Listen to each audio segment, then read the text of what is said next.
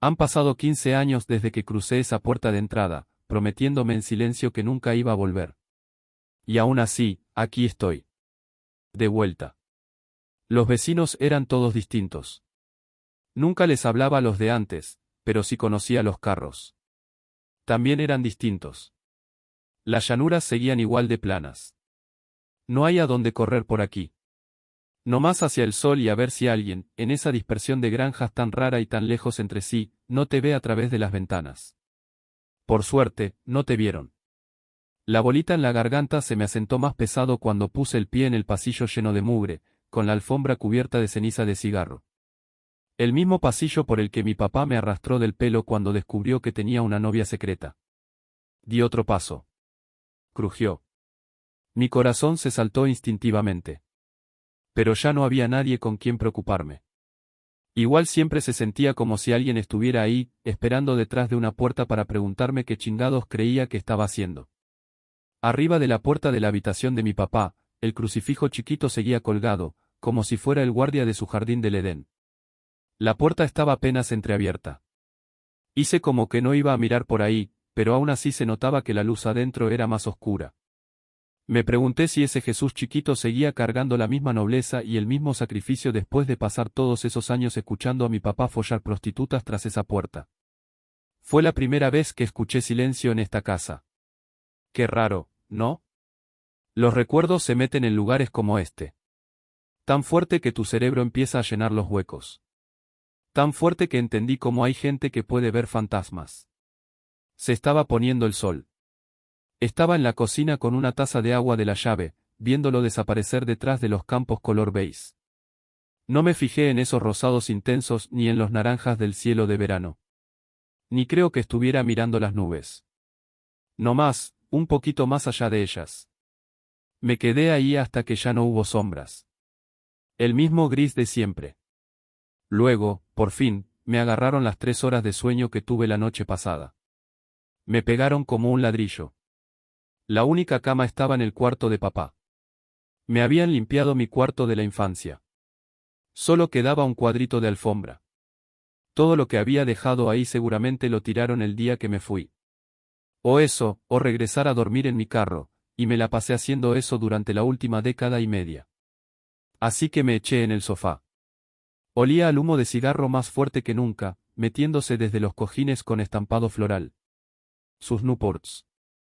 Un olor amargo, rancio, color ámbar, que se empapaba en la tela, en las paredes forradas de madera, hasta en la garganta de atrás. El calor afuera solo lo empeoraba, el aire se ponía espeso y agrio hasta que lo único que podía saborear era su aliento. Eso me hizo llorar. Odiaba que tuviera razón. Al final resultó que era un mantenido, sin él. Dependía de él. Él lo sabía. Se aferró a eso, incluso estando muerto. Por eso me dejó este lugar, para restregármelo en la cara, que usaba demasiado maquillaje. Él sabía que lo necesitaba. La última forma de demostrarme que no podía vivir sin él. Tal vez era su maldición genética. Tal vez era la presión. En cualquier caso, cuando intentaba trabajar yo tomaba como pez. Me corrieron más de una vez. La semana pasada, los temblores se pusieron tan cabrones que no podía ni sostener los trastes, se me caían al fregadero. Rompí una taza. Tuve que colarme un trago desde el congelador solo para poder estabilizar las manos. Me cacharon. Los cocineros de atrás se fumaban cada tarde, pero claro que no, qué casualidad, que yo tuviera mi vicio, no. Necesitaba tomar. Me levanté, y ni siquiera me di cuenta de que ya había decidido hacerlo hasta que estaba en la cocina. Mis ojos cayeron en el gabinete debajo del fregadero. El viejo borracho siempre guardaba algo de reserva. Detrás de una botella de Drano, había otra de whisky. La abrí y me tomé la mitad sin respirar. Sabe a podrido, sí, pero al fin sentí cómo se aflojaban los nudos de los hombros. Las venas se relajaron. Una estela sin vergüenza bajándome por la barbilla. Tomé demasiado rápido y me doblé tosiendo, casi vomitándolo todo. Se quedó una hebra de saliva colgando del labio hasta el fondo del fregadero de la cocina. Cuando levanté la mirada, vi que se venía una tormenta a lo lejos. Un montón de negro. Más oscuro que el cielo nocturno alrededor de eso, subía tanto que no se alcanzaba a ver dónde terminaba. Rayos se alcanzaban a ver por dentro de la masa de nubes, y por un instante lavaron la cocina con una luz blanca. Por un segundo, mi reflejo me miró desde la ventana.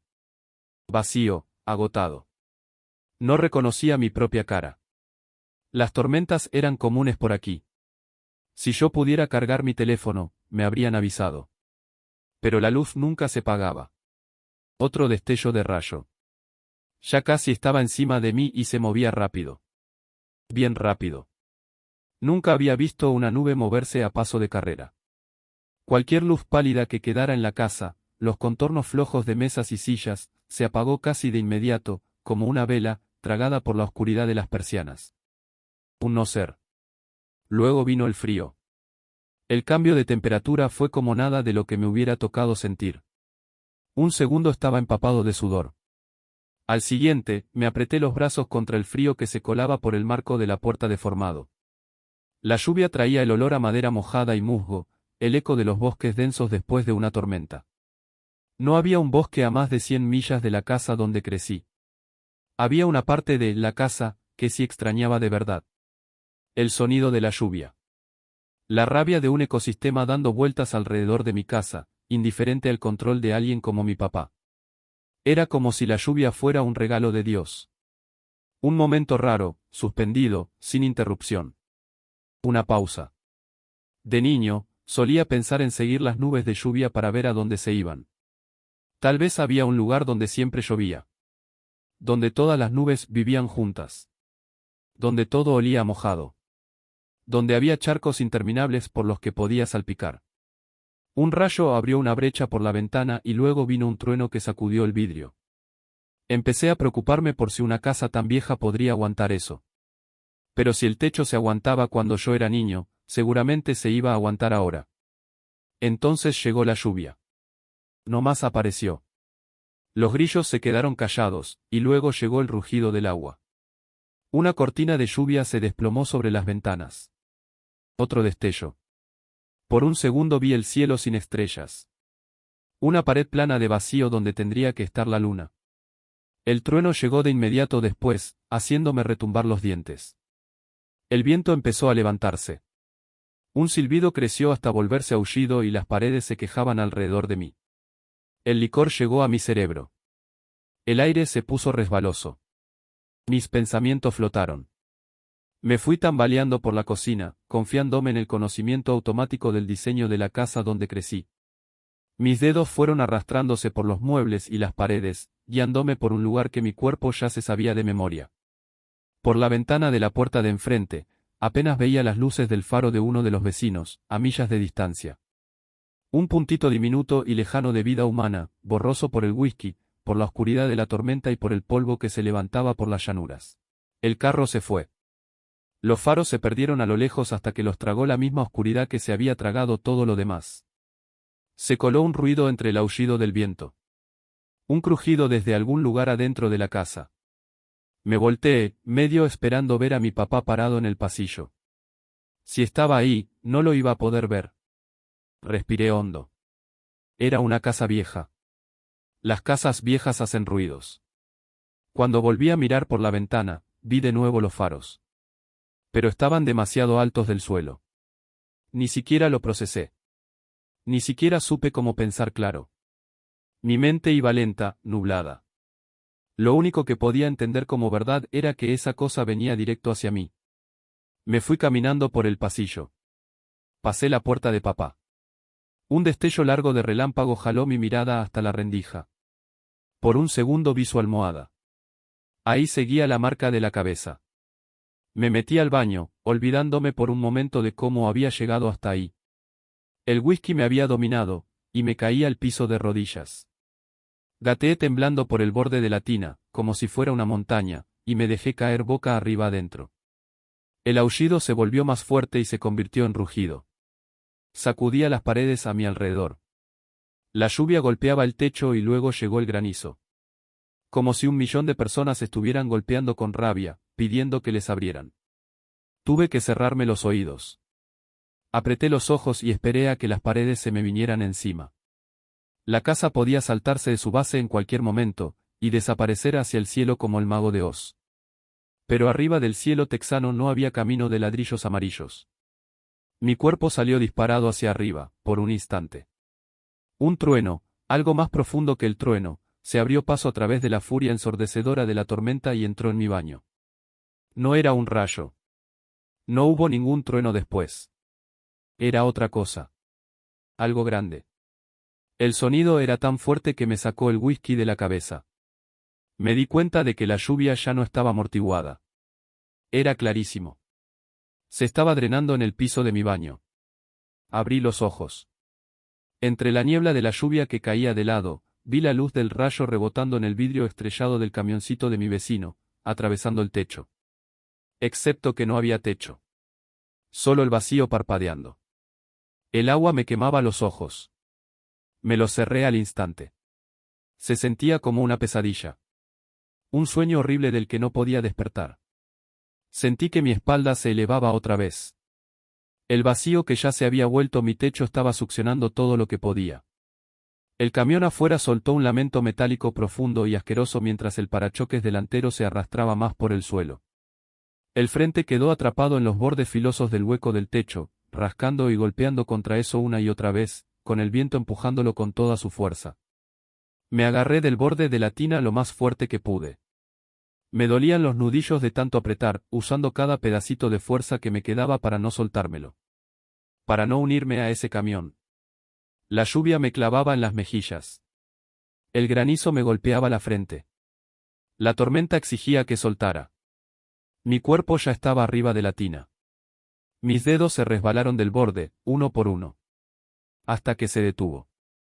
Todo se quedó en silencio. Me dejé caer de nuevo en la tina, aterrizando duro en el pecho y la cara. El viento me quitó el aire de los pulmones. Me quedé ahí respirando a bocanadas, tratando de atrapar aire mientras la sangre se me tapaba la nariz rota. Cuando por fin logré inhalar un traguito de oxígeno en el pecho, abrí los ojos y me di vuelta. Ya podía ver las estrellas de nuevo. Las formas de las cosas sin necesitar la luz de los rayos. La tormenta se había ido. No se había ido a ningún lado. No más, desapareció. Como si la tormenta nunca hubiera estado ahí para empezar. Era el ojo del tornado. Levanté la cabeza. Pesaba como yunque, me latía la frente. Me toqué con la palma y miré alrededor del baño. No podía escuchar nada. Ni el agua goteando por el hueco del techo. Ni siquiera mi propia respiración. Lo único que escuchaba era un golpe repentino. Mi respiración en silencio se atoró. Alguien estaba afuera, frente a la puerta del baño. Un rescatista. Uno de los vecinos viendo si yo estaba bien. Me limpié la sangre que se me escurría por los labios. Hola. No contestó. Me quedé quieto, esperando un arrastre en la alfombra. Cualquier señal de que lo que estuviera ahí seguía ahí. No necesitaba mucho. La puerta se abrió lento, con un crujido. Yo me pegué lo más que pude con la espalda a la pared, todavía atrapado dentro de mi tina. Mientras más se abría, más podía ver la silueta alta y humana. La cabeza le llegaba apenas un poquito más allá del espejo del lavabo. Entró con cuidado.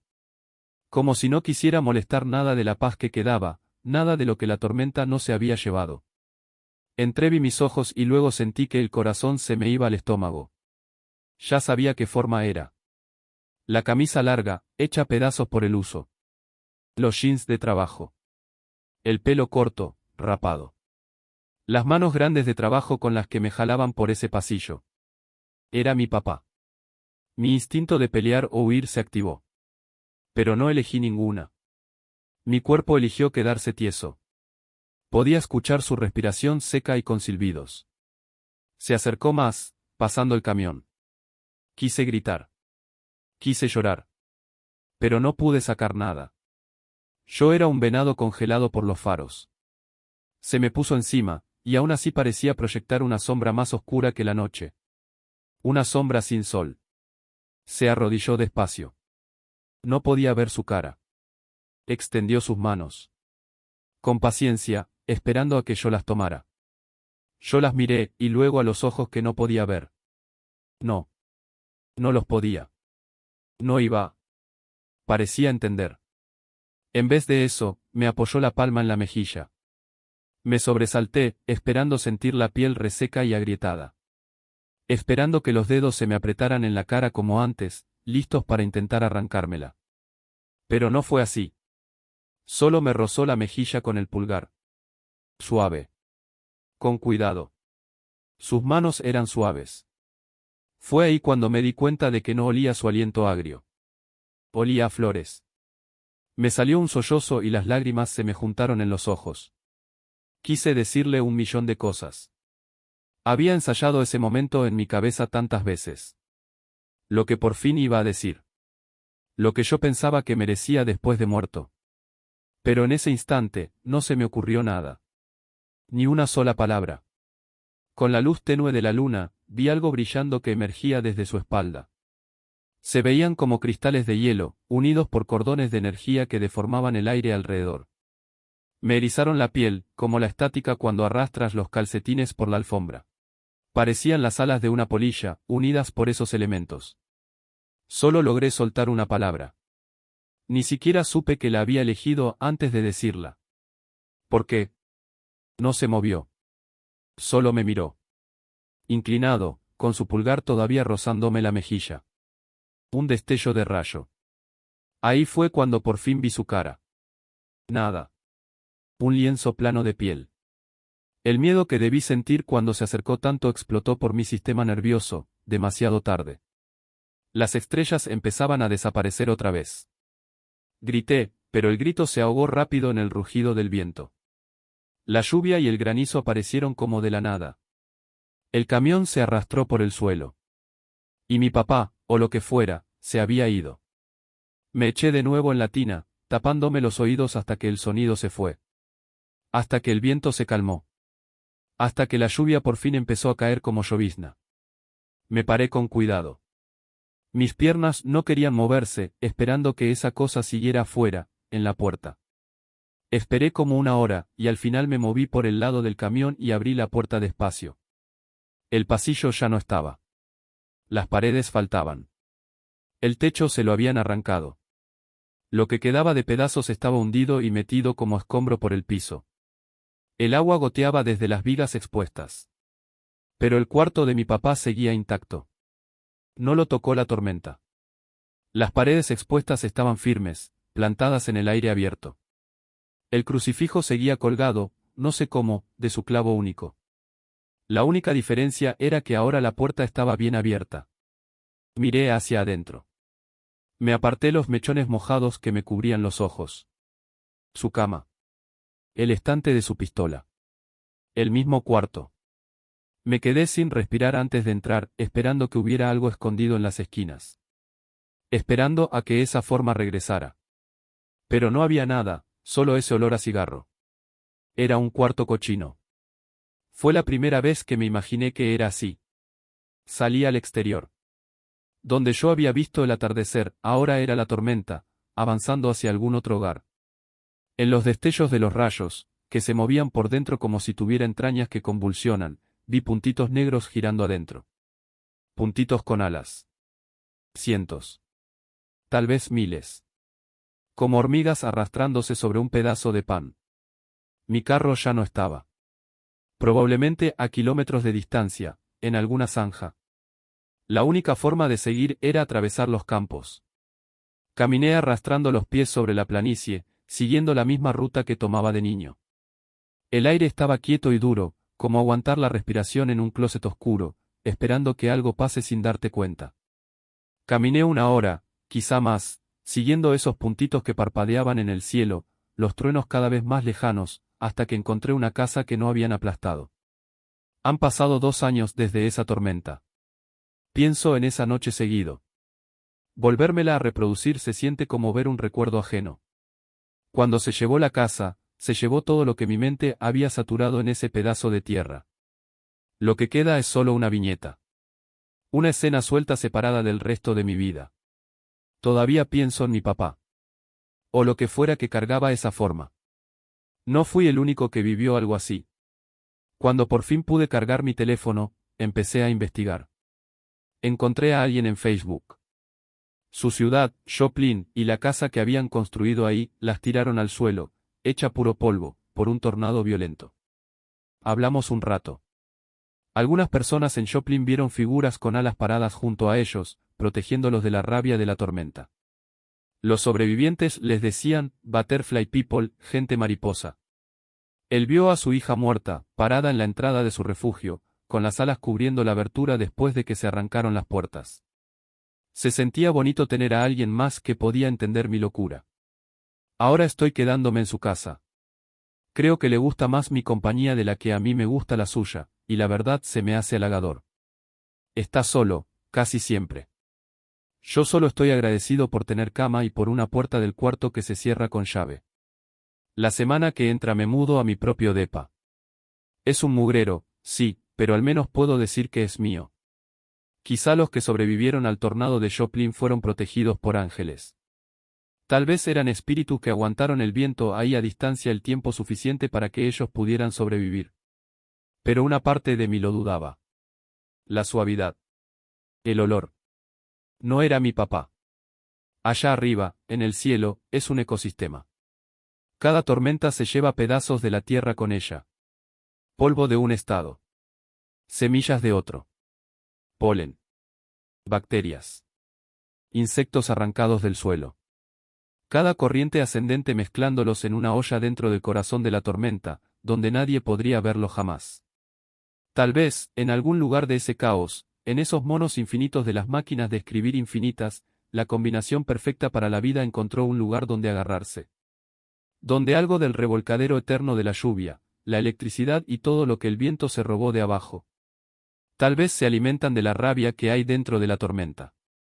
Y cuando esa tormenta se cruza con uno de nosotros, se les antoja la energía en nuestras mentes. Como las polillas encuentran una luz de porche. Los muertos solo están ahí porque los recuerdos de ellos brillan más que cualquier otra cosa. Oh, yo estaba borracho. Borracho, recordando cosas, y llenando los huecos de mi memoria con una fantasía. Igual que he intentado completar la mayoría de mis recuerdos. Muchos ni siquiera los he aceptado todavía con la realidad verdadera. Dejé de tomar después de esa noche. Si algún día me vuelve a tocar una tormenta como esa, tal vez la sobriedad ayude a que cualquier parte de mí que le llamó la atención no brille tan fuerte. Tal vez no haya nada para que encuentren. La semana pasada, en el estacionamiento de un supermercado, vi una tormenta eléctrica a lo lejos. Una cortina de lluvia se echaba encima, medio borrosa, sobre las colinas lejanas. Traía un viento. Y olía a cigarrillos.